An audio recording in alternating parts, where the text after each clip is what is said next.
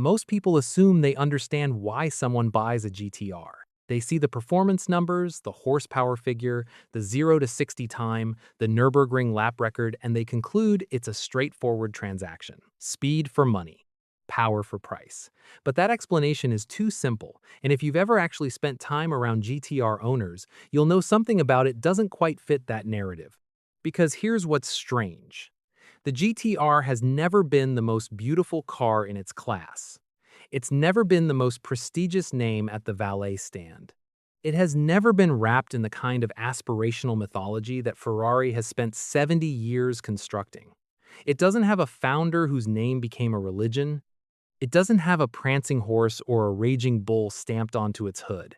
And yet, for a specific kind of person, a very specific kind of person, it is the only car that makes sense. Not the most obvious choice, the correct one.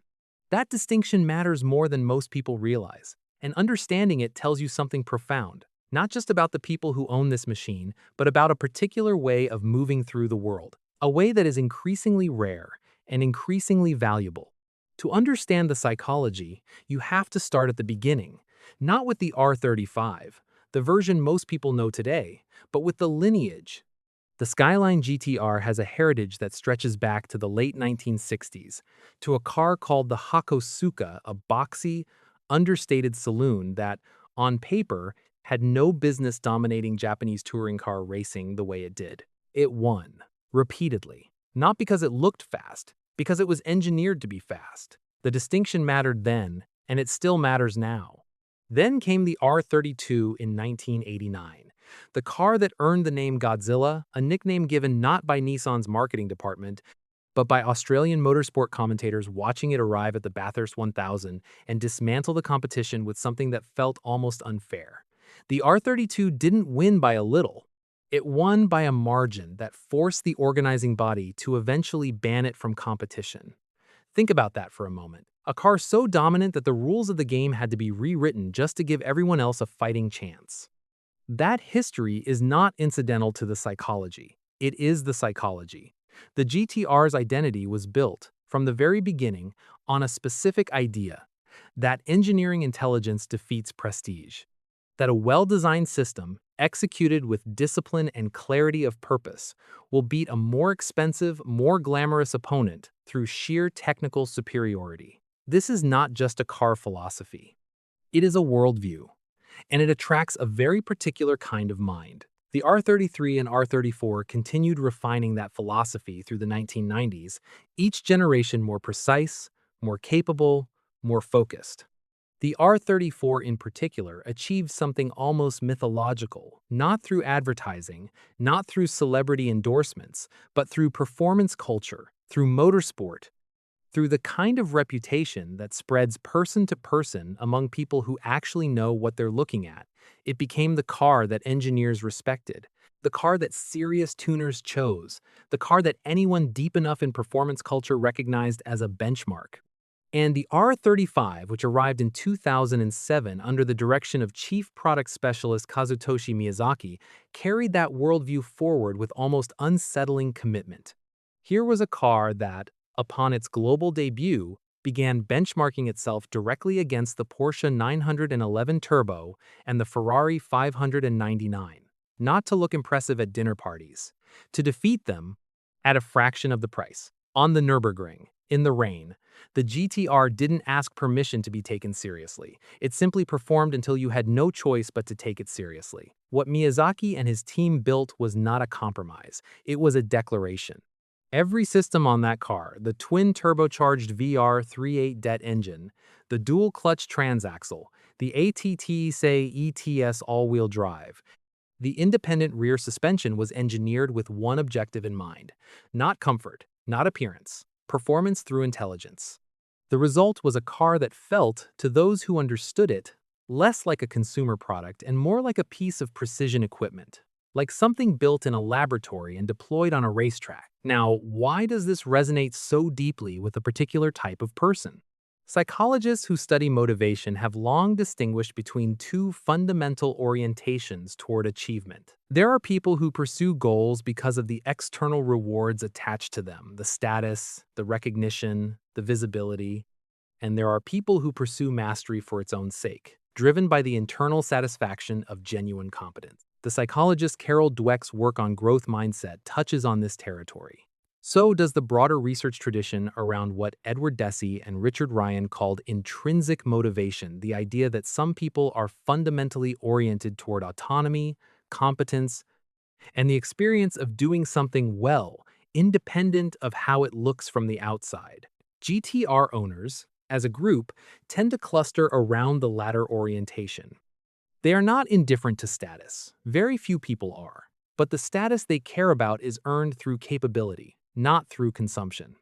They want to be respected for what they know, what they can do, what they've built. The GTR fits that psychology perfectly because it is, at its core, a machine that rewards understanding. You can drive certain European sports cars and feel fast without knowing anything about why the car works. The GTR is different. It reveals itself incrementally.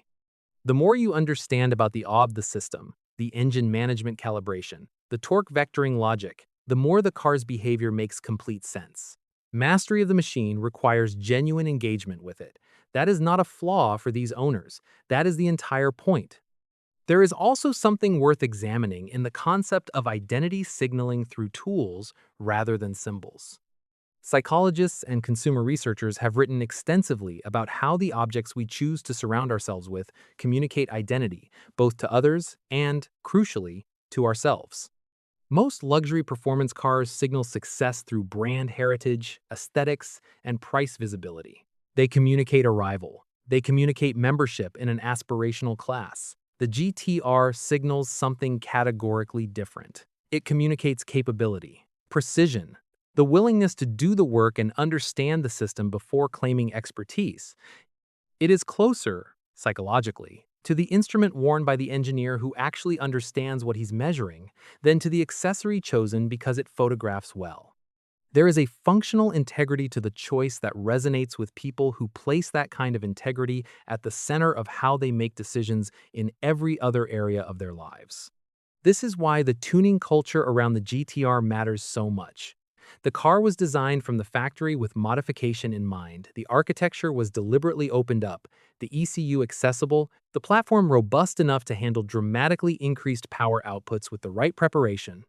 The community that grew around it globally, in Japan obviously, but also across the United States, the United Kingdom, Australia, Southeast Asia. The Middle East is built around shared technical knowledge. Forum posts that run thousands of words deep into engine management strategies.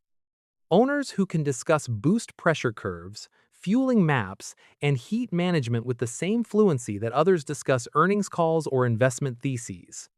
There is an intellectual culture here that mirrors what you find in serious engineering teams, in competitive programming environments, in any domain where the barrier to genuine competence is high enough to make competence itself meaningful.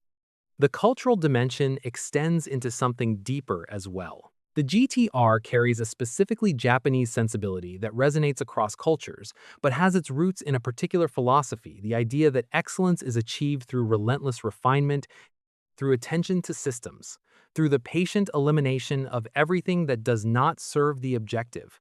It is not an accident that the car was born from a culture that gave the world the concept of Kaizen, continuous improvement, and the kind of manufacturing discipline that transformed entire global industries in the second half of the 20th century. There is a reason the GTR feels fundamentally different from a European performance car. It was built with a different set of values at its foundation. Not romance, not tradition, not heritage for its own sake. Optimization. The relentless pursuit of a better answer. For owners who identify with engineering, with analytical problem solving, with the methodical and sometimes unglamorous accumulation of mastery, this is deeply resonant. It reflects something back at them that other cars don't.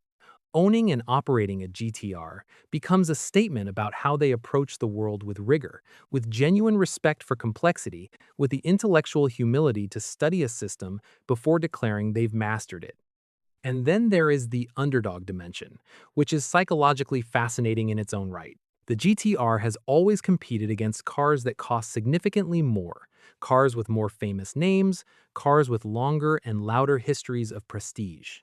And it has, generation after generation, held its own against them or exceeded every reasonable expectation. There is a particular and profound satisfaction available to people who identify with that narrative. The satisfaction of the outsider who outperforms the establishment, not through inherited advantage or expensive branding, but through intelligence, preparation, and technical discipline. That narrative maps onto a self-concept that many high-achieving, analytically oriented people hold quite deeply. The belief that the meritocracy, when it functions as it should, rewards the prepared, the rigorous, the technically excellent, not the most visible, not the most loudly confident, the most capable. This is not an abstract idea for GTR owners. Every time the car performs at the level it does, against the competition it faces, at the price point it occupies, it confirms something they already believe about how the world works and how they intend to operate within it. None of this means GTR owners are emotionally detached from their cars. Quite the opposite. The emotional connection is often profound, it just isn't sentimental in the conventional automotive sense. It isn't nostalgia, it isn't romance, it is the emotion of deep respect, of recognizing something built to the highest possible standard, under real constraints, with genuine ingenuity and choosing to align yourself with that standard. A feeling when you're behind the wheel and the system is working exactly as it was designed to work, that the machine and the person driving it share a fundamental set of values. Precision, discipline, intellectual honesty, the refusal to mistake beauty for performance or prestige for excellence. The understanding that the most impressive thing in any room is rarely the loudest thing in the room. They don't drive a GTR to announce their arrival. They don't choose it to fill a space with attention or to wear it like a social credential. They choose it because they understand what it took to build it, what it means to maintain it, and what it quietly demands of the person behind the wheel. They drive it because they respect what it represents. And in a world that increasingly rewards the performance of success over its substance, the appearance of mastery over its reality, there is something quietly radical and deeply admirable about that.